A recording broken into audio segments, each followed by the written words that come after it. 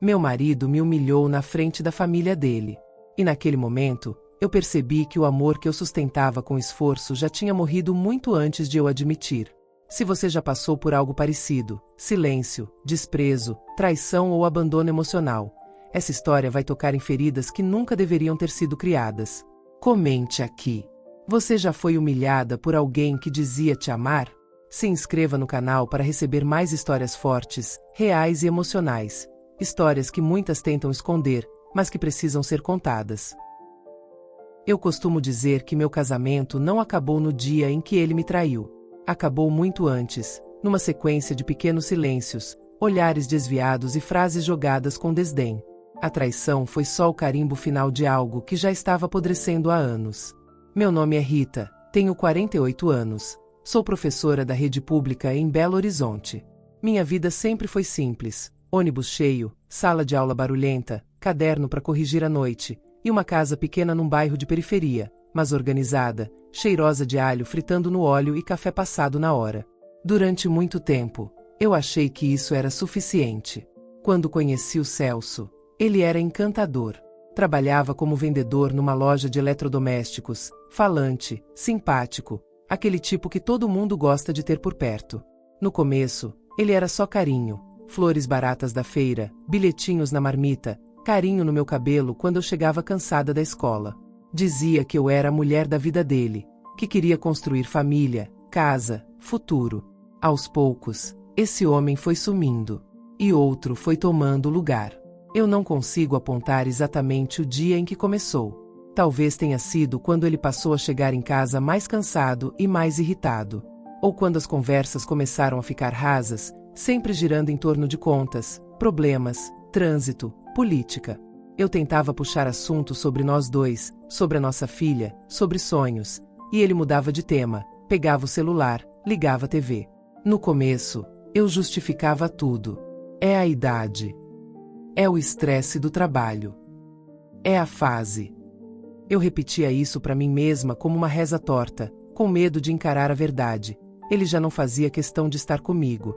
Lembro de uma noite específica, que marcou para mim o primeiro sinal claro. Embora, na época, eu ainda tenha fingido não ver. Eu tinha preparado um jantar um pouco melhor, coisa simples. Macarrão ao forno, salada, um refrigerante que eu comprei na promoção. Tinha recebido um pequeno reajuste na escola e quis comemorar com ele. Arrumei a mesa, coloquei um paninho bonito, acendi até uma vela improvisada, daquelas compridas que a gente usa quando falta luz. Boba, né? Mas eu queria fazer algo diferente. Quando ele entrou, eu sorri, ajeitei o cabelo, senti até aquele friozinho na barriga de quando a gente namorava. Que isso tudo, Rita? Ele perguntou, sem nenhum brilho nos olhos, largando a mochila no sofá. Ah, nada demais, só quis fazer um jantarzinho, comemorar o aumento. Falei, quase pedindo desculpa por ter feito algo a mais. Ele nem olhou direito para a mesa. Aumento de quê? R$ 100. Isso não resolve nada, não. E foi pro banheiro, deixando a porta aberta, mexendo no celular enquanto urinava, como se eu nem estivesse ali. Eu engoli em seco, sorri sem graça para ninguém, e fui mexer na panela para parecer ocupada. Quando ele sentou, mal provou a comida. Ficou comendo rápido, os olhos fixos no celular, rindo de algum vídeo, e, em certo momento, disse: "Você sempre capricha mais quando tá de TPM, né? Fica emotiva, querendo agradar." Falou rindo, como se fosse piada inocente. Doeu como tapa. Não tô de TPM, Celso. Só quis fazer algo diferente. Tá bom, Rita, respondeu, num tom que significava o contrário. Foi nessa noite que percebi que eu já era quase uma estranha na mesa da minha própria casa. Com o tempo, as pequenas piadas foram virando alfinetadas. Eu comentava que estava cansada. Ele respondia: "Cansada de quê? Você só dá aula. Não é como se fosse trabalho pesado." Quando eu falava que a turma estava difícil, ele zombava: "Ah, mas você sempre foi boazinha demais. Criança sobe mesmo nas costas de quem não se impõe." E se eu reclamasse de alguma coisa dele, vinha seco: "Melhor você olhar para si antes de falar de mim." Era como se cada frase dele viesse com um espinho escondido. Nossa filha, Camila, já adulta, trabalhava e estudava à noite. Passava pouco tempo em casa, e eu, sem perceber, comecei a esperar desesperadamente pelos momentos em que ela estivesse ali, só para eu não ficar sozinha com ele. Era triste admitir isso, mas o silêncio de Celso pesava mais do que qualquer barulho. Os fins de semana, que antes eram nossos momentos de descanso e convivência, viraram território dele. No sábado de manhã, ele precisava resolver umas coisas na rua. À tarde, ia encontrar um amigo. À noite, não estava a fim de ver filme, só queria ver TV sozinho. Se eu sugeria a gente sair, nem que fosse para comer um pastel na esquina, ele bufava. Dinheiro não dá em árvore, Rita. Você parece viver num mundo à parte. Curioso como ele nunca achava caro demais tomar cerveja no bar com os amigos. Dentro de mim, algo gritava que tinha coisa errada. Mas eu calava esse grito com medo da resposta. Me peguei vasculhando lembranças antigas, tentando achar em que momento eu tinha falhado como esposa, o que eu tinha deixado de fazer para ele se afastar daquele jeito. A culpa, sem ele precisar dizer nada, já pesava sobre mim. Foi também nessa fase que ele começou a evitar qualquer contato físico. Beijos viraram selinhos mecânicos. Abraços desapareceram. Na cama, ele estava cansado, estava com dor nas costas, tinha acordado cedo. O corpo dele parecia carregar uma placa invisível: não encoste. Eu me via no espelho e começava a enxergar defeitos que antes não via: as rugas ao redor dos olhos, a barriga mais mole, os fios brancos teimando em aparecer. Eu era dura comigo mesma de um jeito que nunca tinha sido.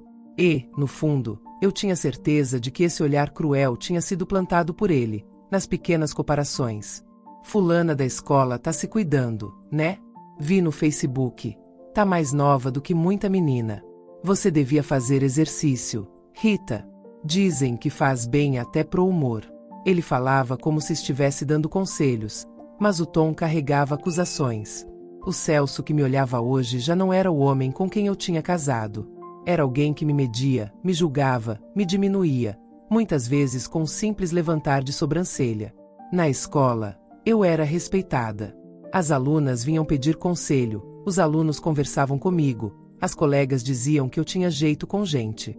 Mas bastava eu entrar em casa, ouvir a chave dele girando na porta, que eu virava outra, encolhida, pisando em ovos, medindo as palavras. Foi nesse contraste que o desgaste se instalou de vez. Eu era alguém forte capaz do lado de fora, e uma mulher apagada, pedindo migalhas emocionais, dentro do meu próprio casamento. Naquela altura, eu ainda não sabia. Mas o silêncio que ele me oferecia já era uma forma de humilhação. Eu só ia entender isso depois, quando a humilhação deixasse de ser silenciosa e se tornasse pública, diante de toda a família dele. Mas antes de chegar lá, eu ainda iria engolir muito orgulho, e acreditar, por um tempo, que o problema era só comigo. Os dias começaram a seguir um padrão estranho, quase coreografado.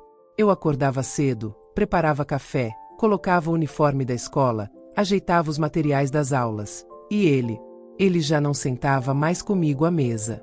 Pegava uma caneca, tomava café em pé, olhando o celular com a testa franzida, como se estivesse lendo algo importante, quando no fundo era só mais uma fuga. Antes, ele sempre me dava um beijo rápido antes de sair. Agora, saía sem olhar para trás, como se eu fosse parte da mobília, um objeto esquecido no canto da sala. No começo, eu tentava puxar conversa. Celso, você vai chegar tarde hoje? Não sei. Tudo bem no trabalho? Normal. E pronto. A conversa acabava ali, como se cada palavra arrancada fosse um esforço insuportável para ele. Comecei a perceber outras mudanças. Ele passou a se arrumar mais, usava perfume caro, camisa nova, cortou o cabelo com mais frequência. Antes, eu precisava lembrar. Celso, dá uma cortada no cabelo, tá ficando grande demais. Agora não. Agora ele olhava o espelho com cuidado, ajeitava o colarinho, passava a mão na barba como quem quer causar impressão. Estranho como eu nunca era a pessoa que ele queria impressionar. As noites ficaram piores. Ele chegava tarde, com desculpas sempre parecidas. Reunião demorou. Tive que resolver umas coisas. Tomei uma com o pessoal do trabalho. Eu perguntava quem foi, onde, a que horas. Ele revirava os olhos como se eu fosse uma adolescente controladora. Pelo amor de Deus, Rita, você tá ficando chata. Não posso nem respirar sem ter que dar satisfação? Eu ficava muda. Porque se eu respondesse, virava discussão. E discussão com ele nunca era diálogo, era ataque. As poucas vezes que tentei falar seriamente sobre nós, o desdobramento foi sempre o mesmo. Lembro de uma noite, sentados no sofá, Camila fora estudando, a televisão ligada mas sem som. Respirei fundo e disse: Celso, eu sinto que a gente tá distante. Queria entender o que está acontecendo. Ele riu. Um riso curto, seco, carregado de desprezo. Você vive dramatizando tudo. Casamento não é romance. Rita, você assiste novela demais. Eu só tô tentando conversar. Ele pegou o celular, ignorando meu tom. Conversar sobre o quê? Sobre como você acha que eu mudei. Sobre como você sente falta do homem que eu era. Falou imitando minha voz. Senti meu rosto queimar.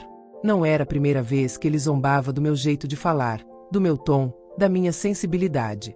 Mas aquela noite foi diferente. Ele não parou. Você quer alguém grudado, dependente, romântico, cheio de gesto fofo. Desculpa, Rita, eu cresci. A vida adulta não tem espaço para essas bobagens. Eu engoli a lágrima que insistia em escapar e respondi baixo. Eu não quero gestos fofos, Celso. Só quero respeito. Ele levantou, pegou a chave do carro e disse sem olhar para mim: Respeito a gente tem quando não é sufocado com cobrança. E saiu batendo a porta. Eu fiquei ali, sentada, sozinha, com silêncio me abraçando como uma metáfora cruel. Foi naquela mesma semana que comecei a perceber algo mais incômodo ainda. Ele evitava me tocar, mas vivia colado ao celular. Virava para longe, ria baixo, desbloqueava a tela rápido como quem guarda segredo. Meu coração sabia. Mas minha razão se recusava a aceitar. Passei a sentir o cheiro da mentira no ar. Um cheiro amargo, ácido, como café queimado no fundo da panela. Na escola, eu sorria. Dava bronca, organizava fila, corrigia cadernos, dava conselho para mãe de aluno que chorava por marido ausente. E toda vez que eu ouvia frases como: ele mudou, professora, ele não me olha mais do mesmo jeito, me dava vontade de sentar ao lado e responder: eu sei exatamente o que você está sentindo. Mas eu não falava. Porque admitir era o primeiro passo, e eu ainda não estava pronta. Em casa, o clima era tão pesado que até o ar parecia mais denso. Camila percebia, mesmo sem comentar. Às vezes, ela me observava com aquele olhar que tenta medir estragos silenciosos. Mãe, tá tudo bem? Ela perguntou uma noite, enquanto guardava a louça. Eu tentei sorrir. Tá sim. É só fase. Casamento tem altos e baixos. Ela mordeu o lábio inferior, hábito de quando está segurando opinião, e apenas disse: se você precisar falar, eu tô aqui. Depois disso, subiu para o quarto. Eu fiquei parada, com o pano de prato na mão, percebendo quão fundo eu tinha caído. Até minha própria filha enxergava o que eu fingia que não existia. Mas eu ainda não estava pronta para enfrentar. Antes de descobrir a verdade, eu ainda iria tentar salvar o pouco que restava, mesmo que esse pouco fosse apenas poeira emocional acumulada nos cantos da alma. E essa tentativa seria uma das piores humilhações do processo. A pior ainda estava por vir. E seria pública. Depois daquela conversa que terminou com a porta batida, alguma coisa em mim começou a se inquietar. Eu senti que aquela distância não era apenas uma fase. Tinha um peso diferente, uma frieza calculada, como se ele estivesse esperando eu desistir sozinha. Mas eu não estava pronta para desistir. Talvez por hábito. Talvez por medo. Talvez porque eu ainda amava a versão dele que já não existia mais. Decidi tentar. Não por ele, embora eu dissesse isso para mim mesma, mas porque eu precisava saber que eu não tinha largado tudo sem lutar. Na semana seguinte, comprei uma lingerie nova. Nada exagerado. Uma peça simples, preta, elegante, diferente das roupas de algodão que eu usava no dia a dia. Eu lembro de ter ficado quase meia hora parada no provador, tentando encarar o espelho. O reflexo devolvia uma imagem cansada, marcada, com um corpo real, não perfeito, mas meu. Quando cheguei em casa com a sacola, senti uma onda de ansiedade. Esperei a noite chegar, tomei banho demorado, Perfumei o corpo, arrumei o quarto. Coloquei uma música baixa, só para criar um clima diferente do habitual silêncio sufocante. Quando Celso chegou, percebi na hora que alguma coisa dentro do plano já tinha se quebrado. Ele estava irritado, com os olhos pesados, o corpo tenso. Nem avisa que vai chegar tarde. Arrisquei, tentando manter o tom calmo. Ele suspirou, cansado. Rita, pelo amor de Deus, você vai começar? Eu já tô de saco cheio de cobrança. Engoli seco. Não é cobrança. É só consideração.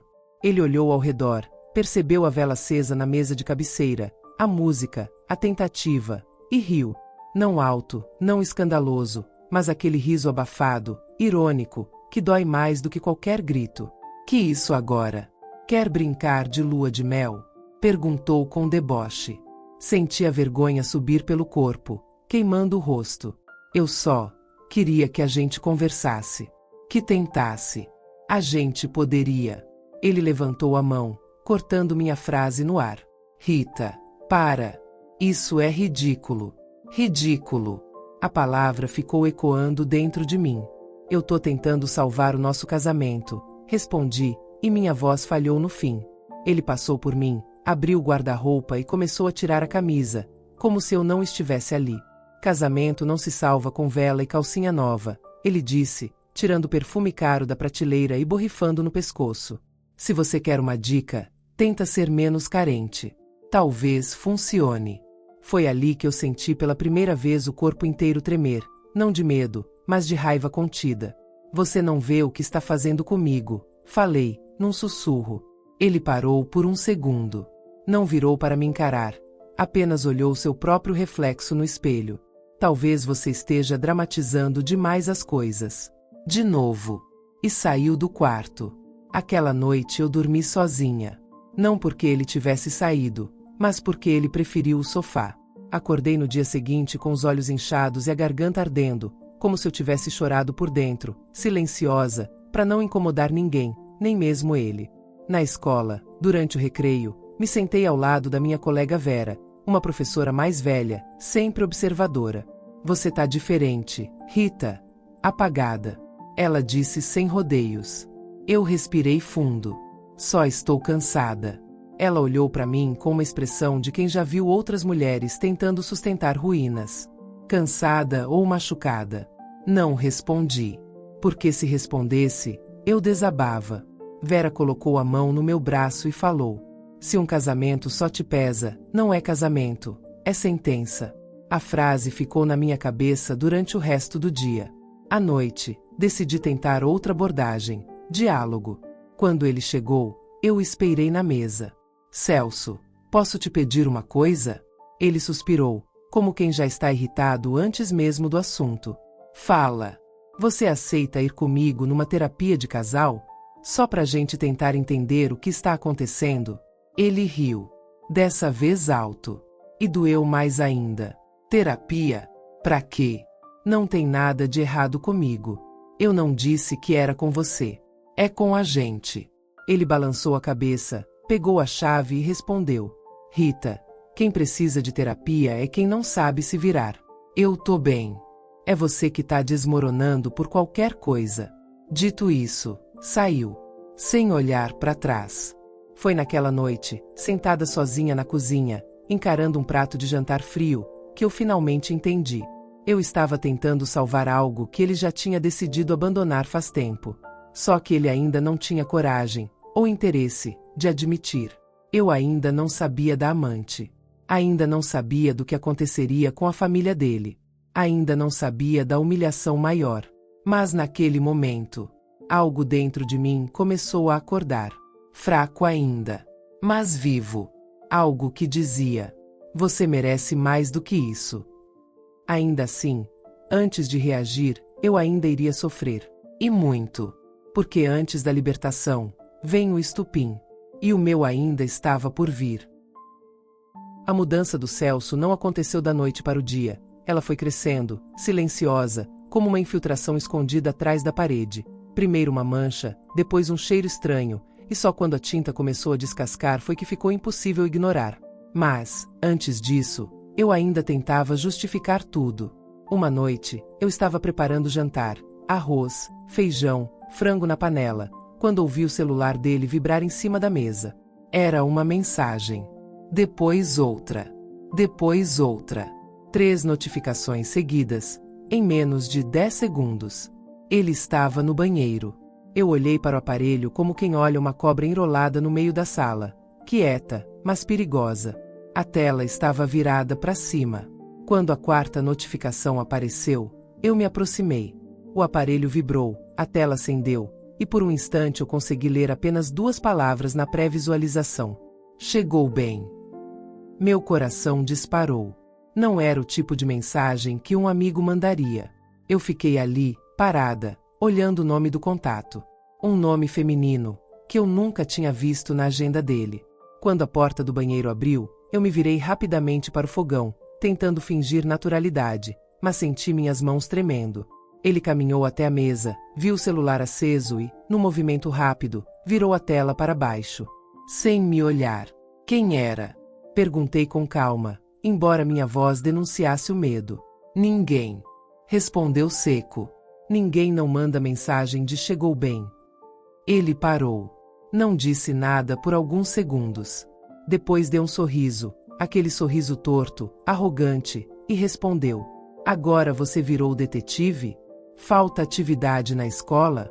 A forma como ele devolveu a frase cortou mais do que a mensagem em si. Só estou perguntando. Insisti. Se não tem nada demais, por que virou o celular? Ele bufou. Porque você tá neurótica. Tudo agora você acha que é traição. Ele falou encostando o celular no bolso como se fosse um segredo vivo. Eu não falei nada sobre traição. Respondi. Mas você está reagindo como alguém que quer esconder alguma coisa. Ele ergueu o tom de voz. Rita, eu tô cansado dessa paranoia. Você tá ficando insuportável. Qualquer dia desses, Ele parou no meio da frase, fechou a cara e completou. Não vou nem responder esse tipo de coisa. E saiu da cozinha. Eu fiquei ali, olhando para a porta que ainda balançava levemente com a força com que ele a empurrou. O arroz quase queimou. Naquela noite, ele dormiu de costas para mim, corpo rígido, braços cruzados, como se até no sono ele guardasse distância. Eu fiquei acordada por horas, encarando o teto, sentindo uma mistura de medo e vergonha. Medo do que eu suspeitava. Vergonha de estar naquela posição, implorando a atenção de alguém que claramente já não se importava. No dia seguinte, enquanto dobrava uma das camisas dele, meu coração gelou. Senti perfume feminino. Não muito forte, mas doce, diferente de qualquer coisa que eu tivesse em casa. Fiquei parada com o tecido entre os dedos, tentando achar outra explicação. Mas ela não veio. Foi nesse dia que a senha do celular mudou. Sem explicação. Sem aviso. Sem motivo aparente. Eu tentei comentar durante o jantar. Você trocou a senha do celular? Ele nem levantou os olhos do prato. Troquei. Por quê? Ele levantou o olhar devagar, com aquele jeito calculado de quem quer intimidar. Porque celular é meu. E senha é para privacidade. Algum problema? Não. Respondi. Só achei estranho. Estranho é marido precisar justificar cada movimento. Ele disse, empurrando o prato e levantando da mesa. Quando eu estiver fazendo alguma coisa errada, você vai saber. Ele disse isso sorrindo. E esse sorriso? Esse foi o primeiro aviso real. Os dias seguintes só confirmaram a mudança. Mensagens apagadas, notificações silenciadas, saídas mais frequentes, e uma distância emocional que parecia um muro. Até Camila percebeu. Mãe, o que está acontecendo com o pai? Ela perguntou, um domingo à tarde. Eu hesitei, ainda tentando proteger uma mentira que já não se sustentava. Ele anda estranho, respondi. Talvez só, cansado. Ela franziu a testa. Mãe, cansado não troca senha, não sai escondido e não fica rindo sozinho olhando o celular. Aquilo me atingiu como tapa. Minha própria filha enxergava o que eu insistia em evitar. Naquela noite, enquanto eu dobrava roupas e tentava manter o controle, ele recebeu outra mensagem. Desta vez, a pré-visualização estava desativada. Mas eu vi. Eu juro que vi. O brilho nos olhos dele ao ler. Não era trabalho. Não era amigo. Não era família. Era desejo. E foi ali que eu senti, com um aperto tão profundo no peito que parecia físico, que alguma coisa muito grave estava acontecendo. Eu já sabia. Só ainda não tinha prova. E antes de conseguir juntar as peças, eu ainda passaria pela pior parte.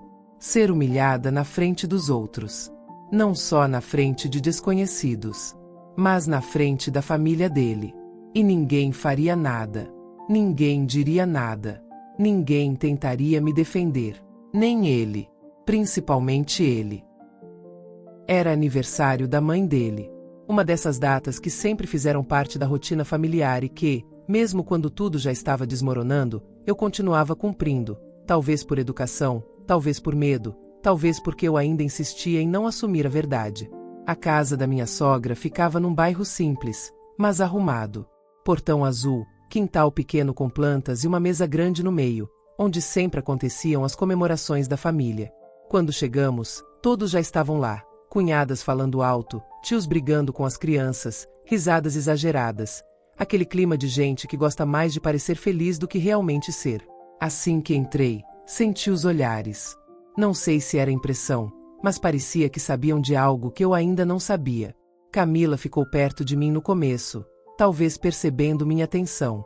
Celso logo desapareceu entre os parentes, falando alto, rindo, se exibindo.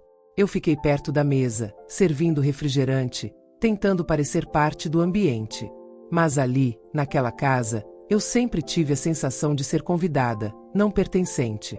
Minha cunhada, a mais afiada, foi a primeira a se aproximar. Oi, Rita. Você tá sumida, disse, sorrindo daquele jeito falso que já vinha pronto com veneno. É a correria da escola. Respondi tentando manter a educação. Ela levantou uma sobrancelha. Correria, ou tensão? Antes que eu pudesse responder, Celso apareceu atrás dela, com uma taça de bebida na mão. Tensão é pouco, disse, alto, sem olhar para mim. A Rita tá numa fase, carente, dramática, qualquer coisa vira assunto. Algumas pessoas riram. Outras fingiram não ter ouvido. Eu senti meu rosto esquentar. Celso, não precisa falar assim. Murmurei, tentando manter dignidade. Ele virou para mim, enfim me olhando, mas não com carinho, mas com impaciência.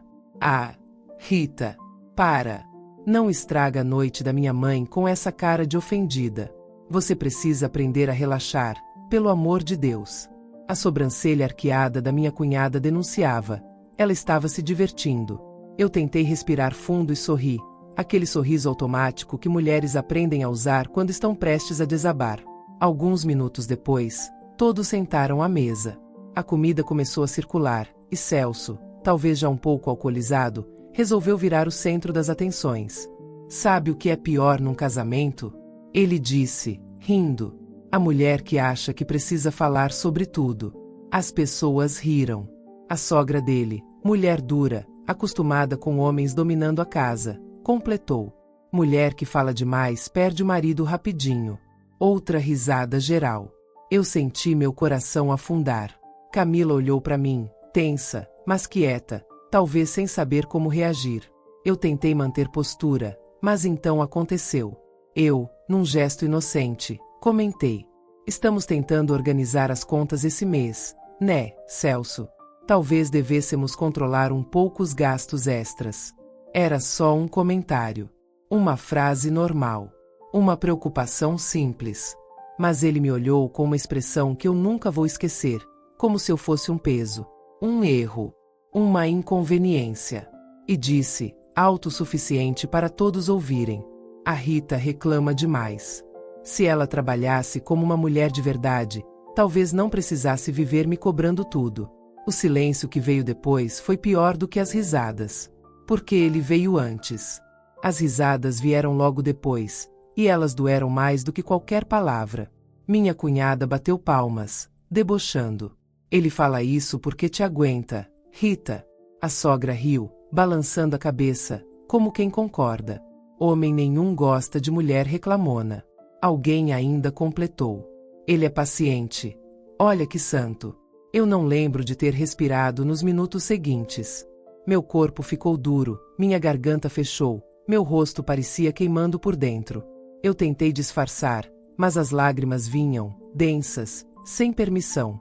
Levantei da mesa, sem olhar para ninguém, e fui até o banheiro, a porta mais próxima para me esconder. Tranquei. E desabei. Não chorei baixo, nem bonito, nem controlado. Eu chorei como quem perde algo irreversível.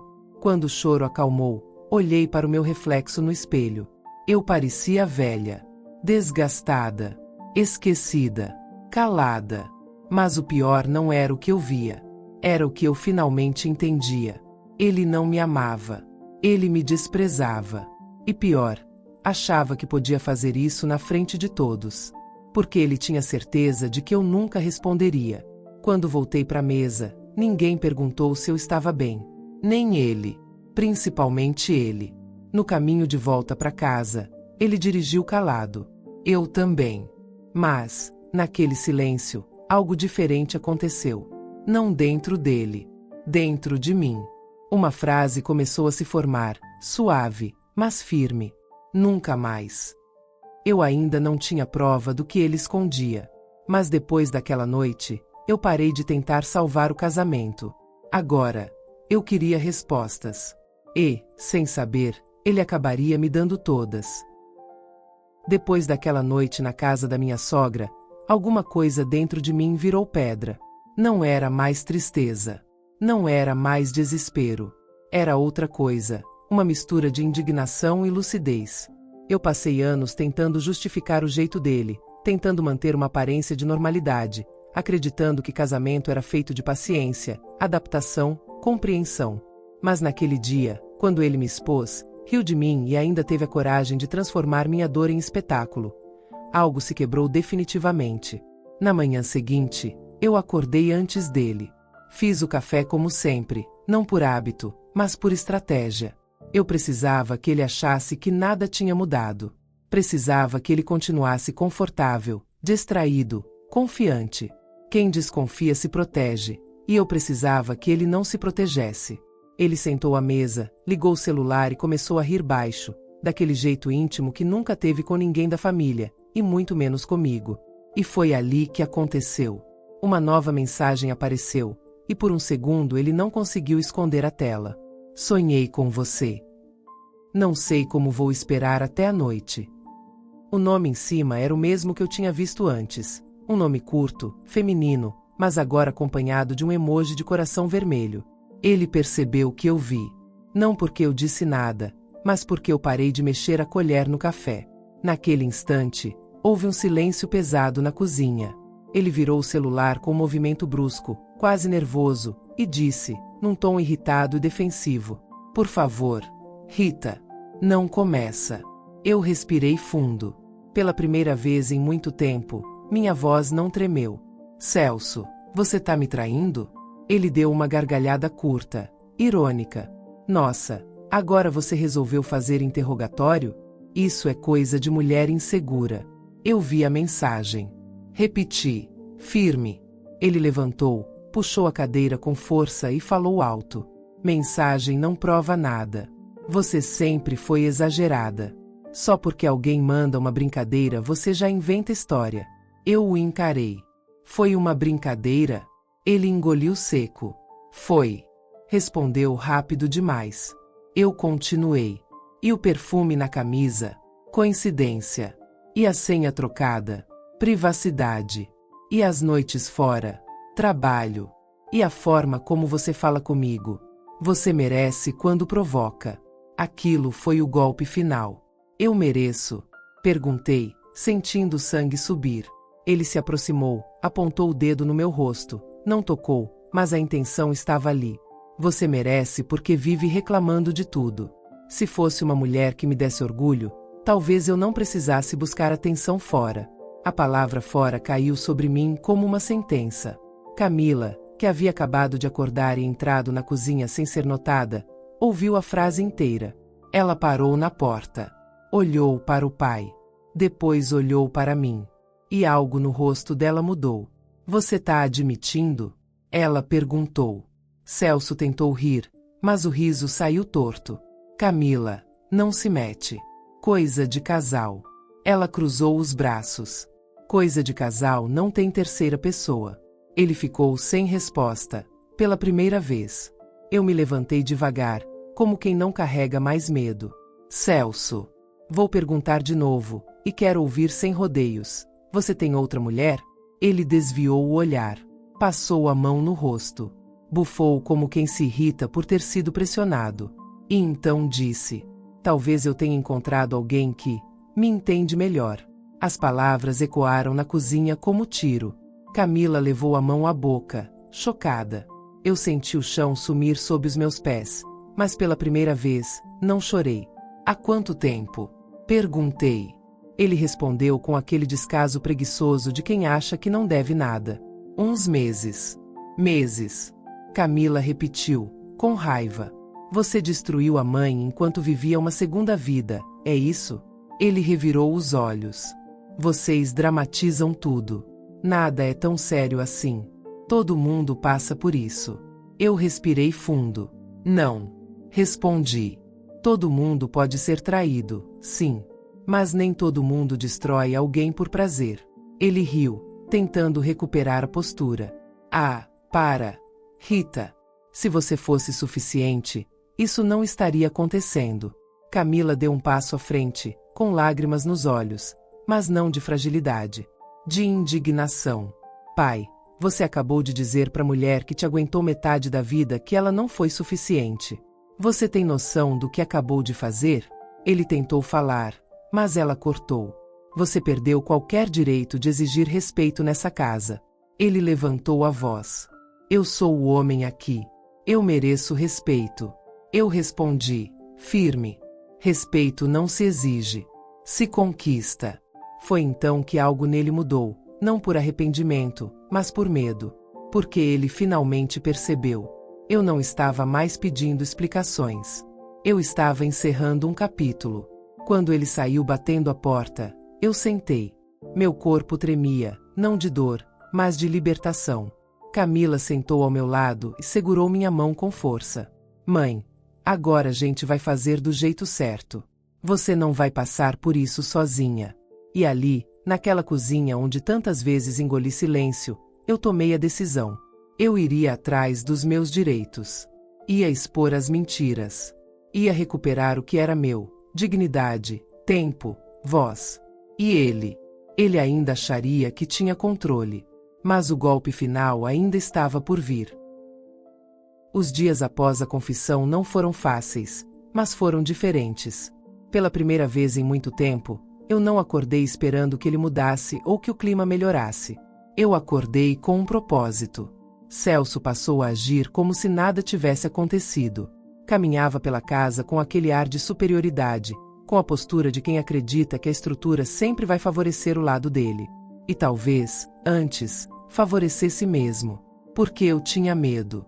Porque eu aceitava. Porque eu acreditava que casamento exigia tolerância, mesmo quando essa tolerância exigia que eu me apagasse lentamente. Mas agora, não. Agora eu via tudo com clareza. No segundo dia depois da confissão, ele jogou a chave do carro no balcão e falou, casualmente, como quem pede pão. Ah, e só para deixar claro, não quero mais essa cobrança. Quando eu quiser sair, eu saio. Quando eu quiser voltar, eu volto.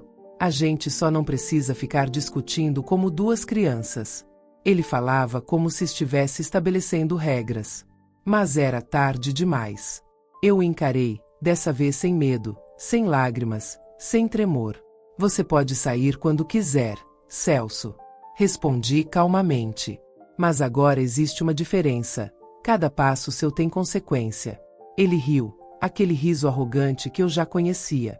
Ai, Rita, até parece que você vai fazer alguma coisa. Você nunca faz. Eu não respondi.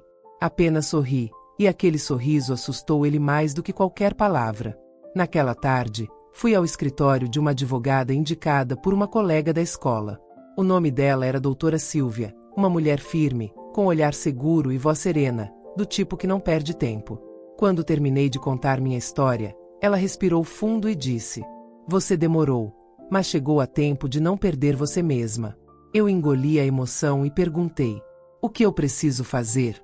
Ela abriu uma pasta, Colocou alguns papéis na minha frente e disse: primeiro, vamos solicitar separação com partilha de bens e pensão. Ele é empregado registrado, certo? Sim. Ótimo. Então você tem direito à fatia justa. Pelos anos de convivência, dedicação e contribuição doméstica, ele não pode simplesmente sair e fingir que você nunca existiu. O abandono afetivo e a humilhação pública contam muito, principalmente se houver testemunhas. Meu coração disparou. A família dele viu. Murmurei. Ela levantou os olhos, com um sorriso firme. Melhor ainda. Eu exalei um ar preso há anos dentro de mim. E, a traição? Perguntei, com voz baixa. Ela encostou as mãos na mesa. Se conseguirmos provas, isso muda o jogo. Eu respirava fundo, processando. Provas. A palavra ecoou. Porque eu tinha uma certeza. Celso não era cuidadoso. Celso nunca achou que seria confrontado. Celso subestimou o silêncio que ele mesmo criou. A advogada concluiu. Você não vai agir por impulso. Vai agir com estratégia. E no final, Rita, ele não vai rir da sua dor, ele vai engolir o próprio orgulho. Eu saí dali mais leve, não porque havia vencido, mas porque eu finalmente estava lutando. Quando voltei para casa, encontrei Celso reclinado no sofá, mexendo no celular, com o mesmo sorriso idiota que ele achava que disfarçava. Ele nem levantou a cabeça quando ouviu a porta. Onde você estava? Finalmente senti o gosto da resposta que esperei anos para dizer. Não te interessa. Ele franziu o senho, não pela resposta em si, mas porque finalmente compreendeu que o controle dele estava escorrendo. Nos dias seguintes, Camila se aproximou de mim de uma forma que nunca tinha feito. À noite, sentávamos na mesa da cozinha e conversávamos baixinho, planejando, respirando juntas, reconstruindo o vínculo. Em um desses momentos, ela me disse: Mãe, eu pensei muito. E sabe o que eu percebi? O pai nunca foi forte. Ele foi só acostumado a nunca ser questionado. Eu a olhei, com o coração apertado. E você? Perguntei. O que você sentiu naquela noite? Ela demorou alguns segundos para responder. Vergonha. Disse.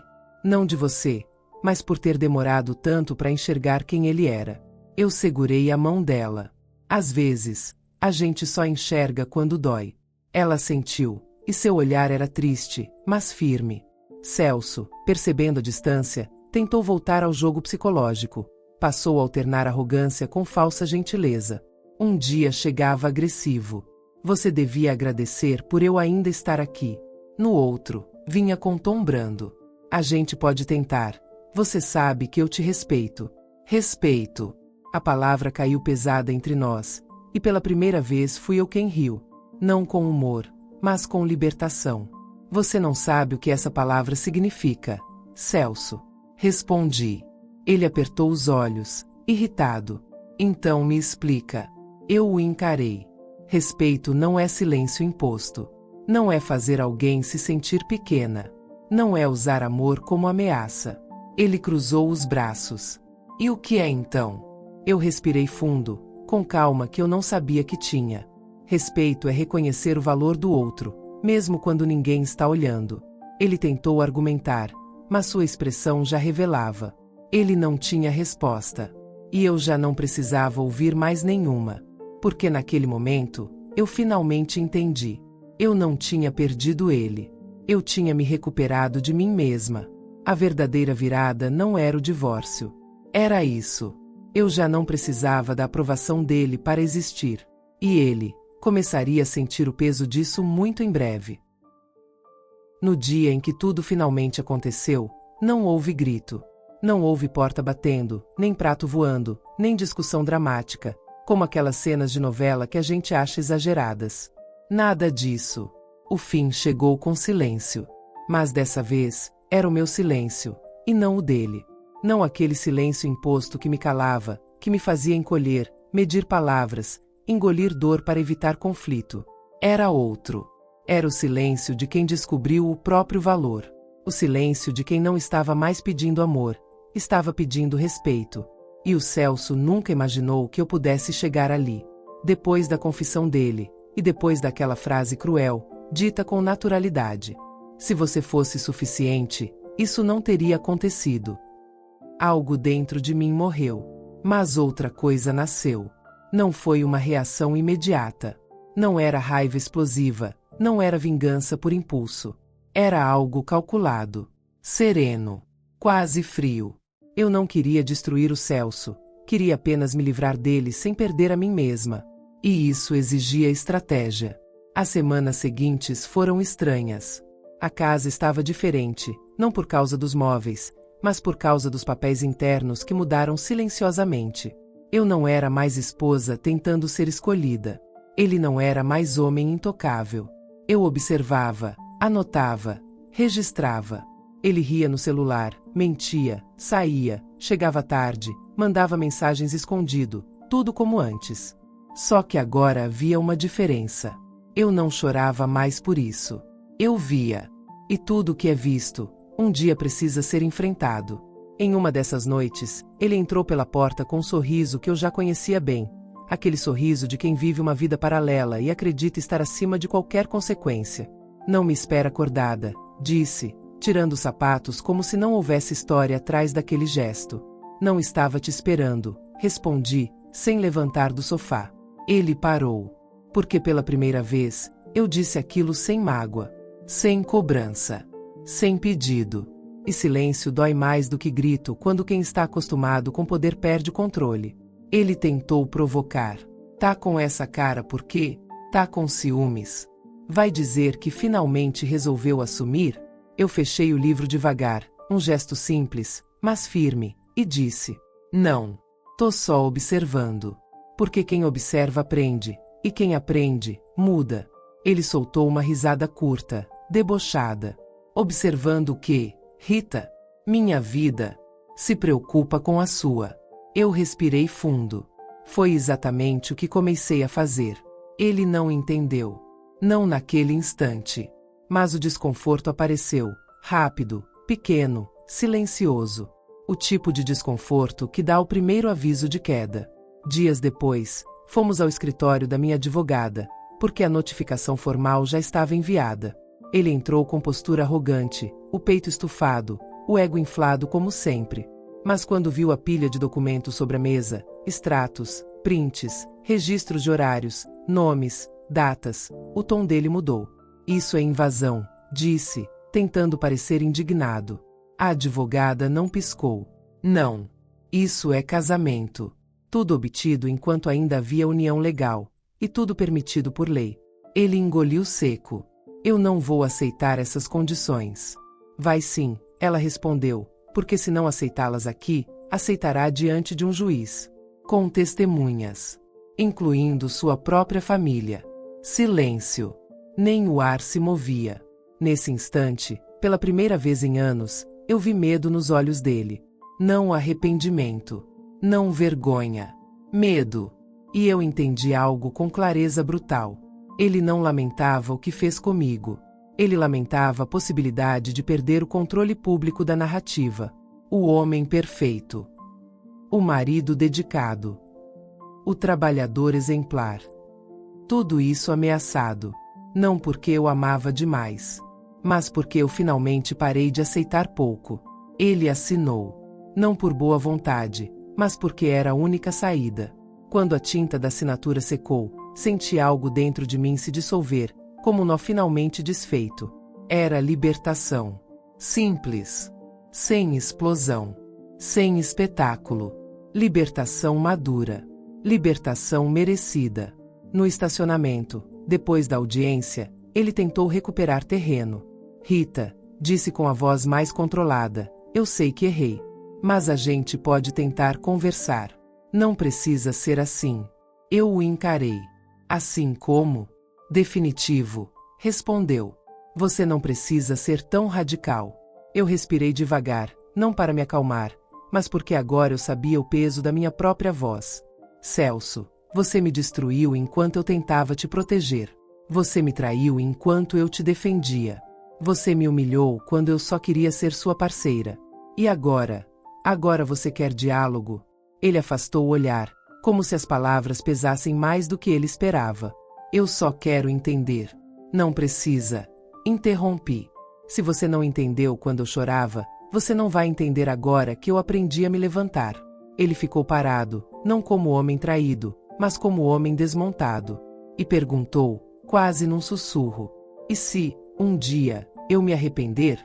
Ah, essa pergunta. Essa pergunta ele achou que ainda tinha direito de fazer. Eu sorri, não com ironia, mas com paz. Celso, arrependimento é atraso de consciência. E atrasado, você sempre foi. Ele fechou os olhos por um segundo, como se ouvisse um diagnóstico. Talvez fosse. Quando cheguei em casa, Camila já esperava com 2 taças de vinho. E aí? Perguntou, com um olhar firme. Acabou. Respondi. Ela sorriu, um sorriso cheio de orgulho, não de pena. Não acabou, mãe, disse, enquanto me entregava a taça. Você começou. Nós brindamos, não ao fim de um casamento, mas ao início de uma vida.